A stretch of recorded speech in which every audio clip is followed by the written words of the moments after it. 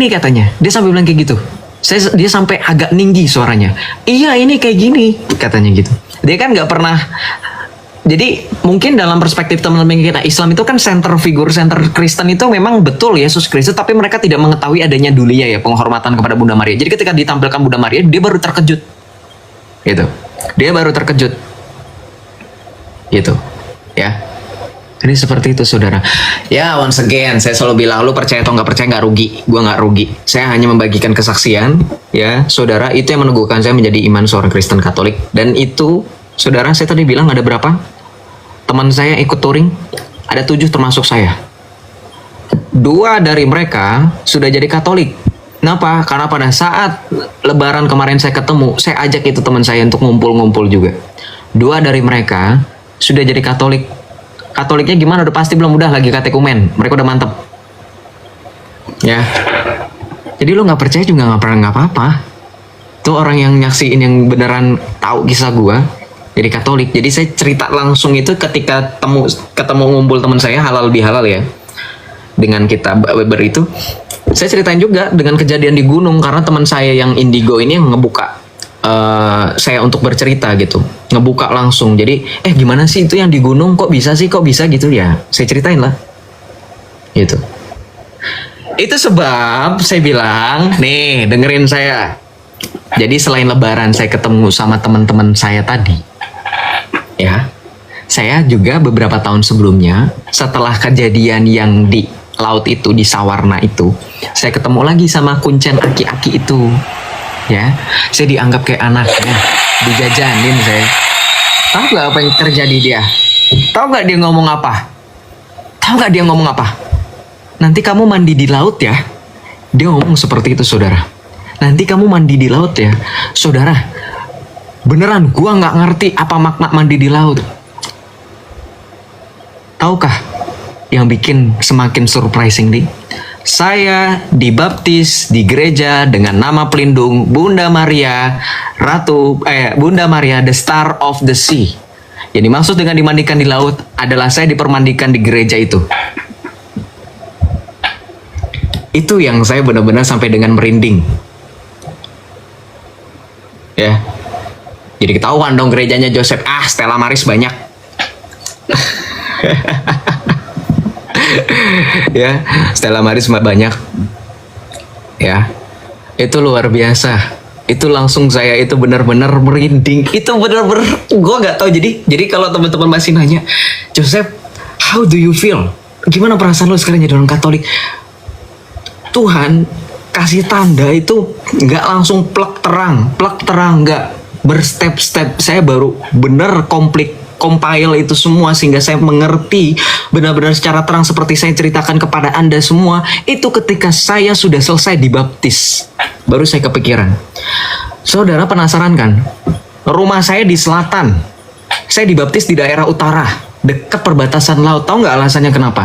Saya juga nggak tahu. Saya nggak ada kepikiran baptisnya rumah saya di selatan. Saya bisa saja dibaptis di gereja daerah selatan, entah paroki Blok B, entah saya dibaptis di gereja Barito, entah saya dibaptis di gereja Santo Stefanus Cilandak, harusnya yang dekat dengan wilayah saya sekarang. Bisa dibaptis di sana, ujung laut. Ketahuan dong Joseph, gak apa-apa. Dan perhatikan, itu gereja itu nggak cuman satu di situ, ada lagi di ujung sana lagi, lebih ujung lagi, Regina Kelly. Harusnya di situ kan, harusnya di situ. Tapi karena tadi sesuai dengan peristiwa yang terjadi di gunung, kemudian yang akhir terjadi di laut itu, kemudian saya juga dibilang sama kuncen saya, Aki, saya ini kamu nanti akan mandi di laut, dan sesuai dengan nama pelindungnya. Ya. Saudara yang Katolik tahu yang nama Stella Maris itu banyak, tapi Stella Maris yang secara precisely benar-benar ada dekat dengan laut itu cuma satu. Di daerah dekat wilayah saya di Jakarta. Ya. Jadi kalau lo tanya kenapa masih tetap milih Katolik, itu jawaban gue. Jadi kalau secara spiritual, saya sebenarnya nggak mau sharing yang ini karena saya tahu pertentangan di teman-teman itu akan banyak. Teman-teman akan merasa saya mengkultuskan rosario. Enggak, rosario tidak pernah saya kultuskan. Rosario saya tahu itu hanya sebagai sarana supaya saya berdoa. Tapi saudara tahu rosario itu sudah digunakan dalam abad ketiga. Dan itu tidak pernah gagal dalam mempertahankan iman kita. Gereja Katolik kekristenan bisa bertahan dengan detik ini. Battle of Lepanto abad ke-14. 14 ketika pada saat itu kekhalifahan Ottoman menggempur benteng terakhir kekristenan. Saudara, kalau bukan karena Rosario, Battle of Lepanto, Eropa semuanya full Islam. Paling tidak kekristenan menjadi minoritas di sana. Itu sebab bulan Oktober ditetapkan menjadi Hari Rosario. Kenapa? Battle of Lepanto. Anda belajar sejarah. Maka kalau Anda bilang Rosario mengkultuskan, Anda berarti tidak menghargai bagaimana sarana yang digunakan pada saat itu Rosario bisa mempertahankan kekristenan. Anda jangan bilang, oh kan itu karena Tuhan Yesus. Ya, Tuhan Yesus memberikan kepada kita sarana itu. Kekristenan tidak pernah anti dengan barang-barang rohani. Saudara bisa baca dalam Kisah Para Rasul. Sapu tangan bekas dipakai oleh Rasul Paulus bisa dipakai untuk menyembuhkan penyakit. Kita punya dalil nggak seperti mereka? Dongeng, ini rambut Nabi, ini nggak. Kita punya dalil. Tulang-tulang Nabi Elisa dalam perjanjian lama bisa membangkitkan orang yang sudah mati. Kekristenan tidak pernah asing dengan peninggalan relik tadi ya. Jubah Tuhan Yesus ketika wanita yang mengalami pendarahan rahim itu, asalku sentuh jubahnya saja pasti aku sembuh. Tuhan Yesus merasa ada yang menyentuh jubahnya karena dia merasa ada kuasa yang keluar dari dirinya. Itu jubah perantaraan. Artinya apa? Jangan ada komentar, mengkultuskan dosanya. Enggak. Ya. Itu fakta, saudara. Itu sarana dari Tuhan. Ya, seperti itu. Joseph mau nangis ya. Sebenarnya kalau misalkan diingat-ingat nangis itu, nangis ketika saya itu ketika mistagogi. Setelah selesai baptis itu saya baru mistagogi kan. Saya baru sempat mistagogi. Itu merenungkan kejadian itu ya. Merenungkan kejadian itu. Setelah mistagogi saya baru nangis itu. Ditanya dong sama katekis, saya nggak bisa jelasin. Saya lagi ngerasa benar-benar berarti memang apa ya, memang kuasa dari ilahi gitu kan. Memang bukan karena kepahitan gitu. Kan orang-orang banyak nilai kamu trauma kali di Islam, kamu enggak, saya enggak kok, biasa aja. Tapi memang benar-benar gitu. Saya benar-benar luar biasa. Jadi kalau ditanya kenapa alasan Joseph bisa seradikal ini dengan Katolik, padahal harusnya itu nama akunnya kan mantan radikal, harusnya nggak radikal lagi dong, nggak. Justru saya semakin radikal dengan Yesus karena sesuai dengan apa yang saya bilang. Saya benci, awalnya saya benci, lama-lama jadi cinta. Jadi aduh nggak bisa nangis. Aduh sorry ya.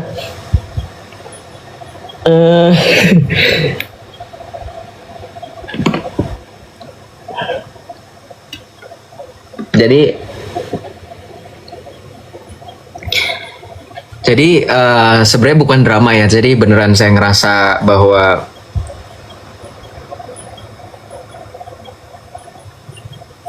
ya memang ketika saya mencobai Allah, ternyata Allah yang benar-benar memberikan dirinya. Jadi kalau saudara tanya, pernah nggak saya mencobai Allah? Pernah. Saya mencobai Allah dengan bilang, Yesus kalau memang engkau nyata, tolong kabulin keinginan saya yang sepele gitu. Sepele. Saya pengen diizinin naik motor. Kemudian saya juga minta novena 3 Salam Maria, tapi tidak pernah saya sampai selesaikan sampai dengan detik ini, hanya karena saya minta ditemuin STNK. Itu kan hal sepele, saudara. Saya mencobai Allah pada saat itu, dan saya dengan nazar saya waktu itu, nazar saya apa? Kalau memang ini dikabulkan, paling tidak saya akan menyerahkan hidup saya kepada Tuhan Yesus dan Bunda Maria. Itu yang saya bilang, dan itu yang masih menjadi burden saya, beban saya. Ternyata masih ada satu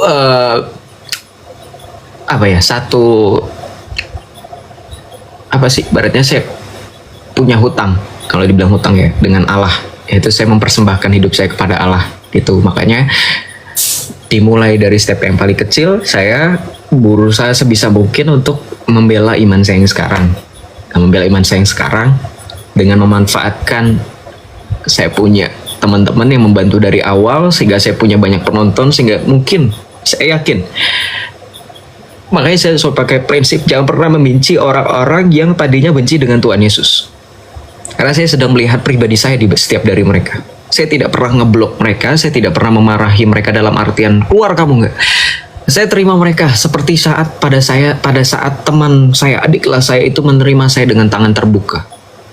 Karena Tuhan Yesus bilang bahwa dia datang bukan untuk memanggil orang benar, melainkan orang berdosa supaya bertobat. Makanya saya tidak pernah, terus terang saya nggak pernah melarang orang Islam untuk naik di room saya, walaupun sekedar hanya untuk menghujat, hanya untuk ngatain saya kafir anjing seperti tadi ya, hanya untuk sekedar caci maki. Saya nggak pernah, karena saya melihat pribadi saya waktu saya masih jadi Islam di mereka, setiap dari mereka.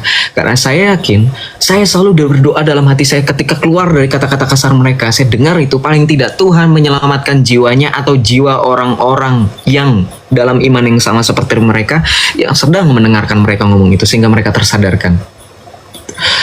Makanya ini yang sebenarnya kalau teman-teman tanya kenapa Joseph baru kesaksian sekarang, saya nahan untuk cerita ini karena ada beberapa pertimbangan. Saya takut ada yang tahu identitas saya takut ini. Jadi memang saya baru cerita sepenuhnya ini baru sudah 100% teman-teman, sepenuhnya kesaksian saya yang teman-teman pernah dengar sebelumnya, yang ada di YouTube itu baru berapa persen saja gitu. Jadi ya seperti itu ya. Wah, luar biasa, saya sambil baru tahu ini gue nangis, gue jadi malu, gue nanti dibilang mirip Agatha lagi, nangis karena minta maaf sama Zuma. Saya nangis bukan karena mau minta maaf sama Islam ya. Saya beneran ini, aduh. Nah, puji Tuhan ya. Ya seperti itulah kayaknya ya. Jadi mari kita memuliakan Tuhan Yesus ya, bersama dengan Bunda Maria dan para kudus. Kita memuliakan nama Tuhan Yesus ya. Dimuliakanlah Tuhan kini dan sepanjang segala masa. Amin. Ya luar biasa. Makanya saya bilang, saya juga nanya dong sama teman-teman saya yang Islam itu, kenapa kamu milih Katolik? Dua dari teman saya yang tadi itu saya ceritakan itu tahu kisah saya dan ngerasa itu nggak bisa di-explain. Mereka juga sampai sekarang juga bingung itu Rosario kemana. Mamangnya itu yang penjaga homestay itu sampai nggak tahu, sampai dibantu cari juga nggak ada di mana-mana. Ya itu masih misteri sampai sekarang Rosario. Ya biarkanlah itu, mungkin cara Allah untuk menunjukkan bagaimana kuasanya. Bahwa ya saya nggak bilang ya Rosario yang diberkati itu saya buang itu, nggak tahu juga kenapa. Sampai dengan detik ini saya juga masih penuh harap semoga itu akan kembali ke tangan saya. Mungkin Tuhan akan berikan dengan cara yang lain, mungkin bukan dalam bentuk Rosario, tapi mungkin dalam bentuk, ada sih teman saya yang bilang itu, teman saya yang Katolik itu bilang katanya mungkin lu dititip pesan nanti, mungkin sampai nanti lu akan tetap ibaratnya dipanggil oleh Allah dalam pelayanan gitu kan. Tapi ya saya masih agak burden di situ, masih agak beban karena ya masih banyak hal yang perlu saya lakukan, saya harus bereskan dalam hidup saya gitu. Ya kita lanjut ya teman-teman. Thank you sudah mendengarkan kisah saya. Sekali lagi saya tidak meminta teman-teman untuk percaya, ini yang saya alami, saya tidak menambahkan, saya tidak mengurangkan. Apa yang terjadi di hidup saya tidak perlu teman-teman korek-korek ininya. Saya minta kerendahan hati untuk privacy saya. Jadi saya tadi sudah juga sebutkan paroki saya, jadi tidak perlu diulang-ulang paroki saya dibaptis di mana. Tapi ingat, tenang aja. Sebenarnya kalau saya di paroki baptis juga nggak bakalan ketemu lah. Saya jarang ke gereja di paroki itu, kejauhan sekarang kalau di ini. Ya gerejanya sekitar selatan aja. Nggak apa-apa sih sebenarnya. Tapi ya udah. Once again terima kasih teman-teman yang sudah mendengarkan. Terima kasih juga buat teman-teman yang dari tadi. Aduh, ya memberikan berkat melalui gift. Saya nggak tahu harus bilang apa. Terima kasih semuanya. Yang penting saya sudah memberikan kesaksian. Ada beberapa teman-teman yang penasaran, ini saya sudah berikan semuanya. Semoga kembali lagi kita tetap harus ingat bahwa kuasa Tuhan lebih besar dan lebih ajaib daripada apapun. Kita tidak tahu bagaimana Tuhan bekerja, yang penting Tuhan bekerja dengan cara yang paling misterius yang tidak bisa kita jelaskan. Bahkan sekuat apapun kita berusaha untuk menjelaskan apa maksud Tuhan memberikan tanda itu. Seperti itu. Terima kasih sekali lagi teman-teman ya. Terima kasih, mohon maaf kalau misalkan ceritanya agak berbelit-belit karena memang ada beberapa istilah yang ketika saya alami itu kan dalam bahasa Sunda, conversationnya saya nggak tahu bagaimana bilangnya dalam bahasa Indonesia. Seperti yang tadi saya bilang dari awal, saya memahami, tapi kalau saya disuruh bilang bahasa Sunda saya nggak paham gitu ya. Tuh ya Islam. Nah, balik lagi settingan Joseph. Ayo balik lagi ya settingan Joseph kayak biasa ya. Saya nggak mau terlalu drama ya. Yang penting Saya sudah merasakan bergetarnya hati saya ketika sharing session, dan teman-teman juga banyak yang. Jadi itulah teman-teman, kalau ngerasa koinsiden kebetulan itu ya, saya juga merasakan itu. Puji Tuhan ya. Nah teman-teman, jadi menariknya malam ini saya juga ingin menyampaikan, kita akan mendengar bahwa sekarang itu kan, ini juga kenapa saya milih teman ini, saya milih malam ini saudara. Ingat, saya selalu bilang, saya titip pesan sama teman-teman yang di sini, tolong stay. Saya pasti tidak akan menyia-nyiakan waktu teman-teman yang ada di sini. Saya bilang teman-teman, jangan pernah terlalu asik membahas iman orang lain. Ingat, iman kita lebih penting. Pada saat Tuhan Yesus datang untuk kedua kalinya, Tuhan Yesus tidak akan tanya, sudah berapa banyak orang Islam yang kamu bantai? Sudah berapa banyak orang Islam yang dibikin malu sama kamu? Tuhan Yesus akan bertanya, sudah apa yang perbuatan kasih apa yang kamu lakukan? Perbuatan kasih itu artinya mengasihi Allah. Meneguhkan iman kita.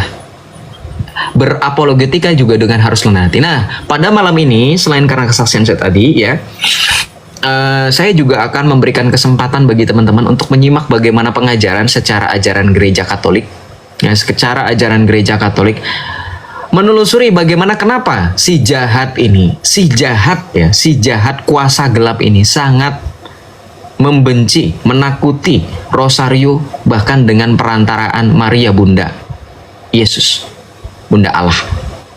Ya, kita akan menyimak. Thank you for the happiest year of my life.